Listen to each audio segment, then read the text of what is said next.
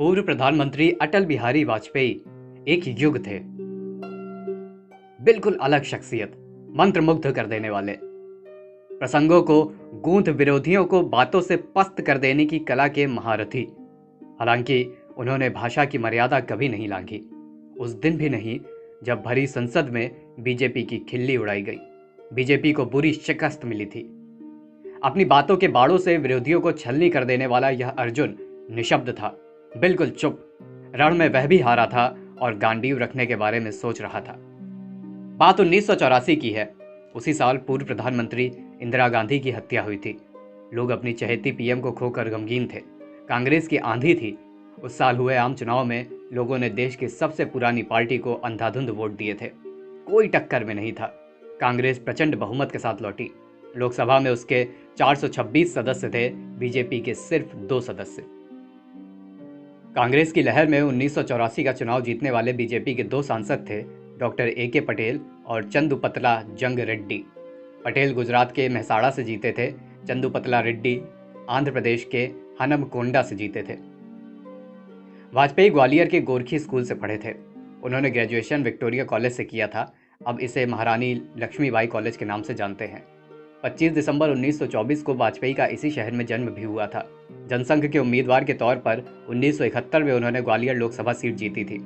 हालांकि कांग्रेस की आंधी में माधवराव सिंधिया से वे 1984 में चुनाव हार गए। सिंधिया राजघराने से आने वाले माधवराव को ग्वालियर से हराना तकरीबन नामुमकिन था। वाजपेयी के सामने सिंधिया के चुनाव में खड़े होने की कहानी भी बड़ी दिलचस्प है। माधवराव सिंधिया के ग्वालियर से चुनाव लड़ने की खबर अचानक आई थी। इसने वाजपेयी को चौंका दिया।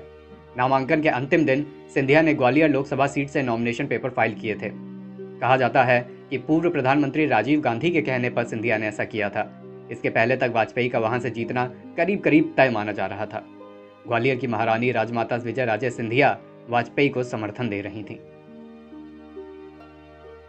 हालांकि कांग्रेस ने राजमाता के बेटे माधवराव को अपने उम्मीदवार के तौर पर ग्वालियर के मैदान में उतार दिया था। इसे देखते हुए वाजपेयी ने पड़ोस के भिंड से नामांकन पत्र जमा करने की कोशिश की थी।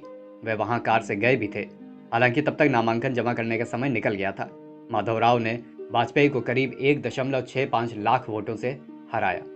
कांग्रेस के 426 सदस्यों के सामने सदन में बीजेपी के सिर्फ 2 सदस्य थे।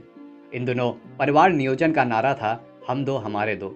इसी नारे का इस्तेमाल राजीव गांधी ने भारतीय जनता पार्टी की खिल्ली उड़ाने के लिए किया था। तब सभी ने ठहाके लगाए थे। वाजपेयी शर्मसार थे।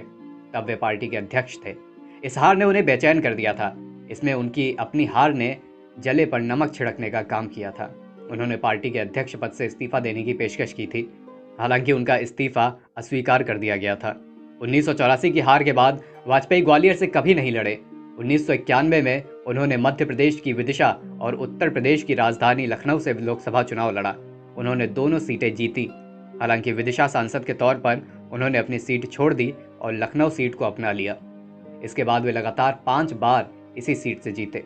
वाजपेयी की कविता में उनके संघर्ष की झलक दिखती है जब वे लिखते हैं, हार नहीं मानूंगा, रार नहीं ठानूंगा, काल के कपाल पर लिखता मिटाता हूँ, गीत नया गाता हूँ।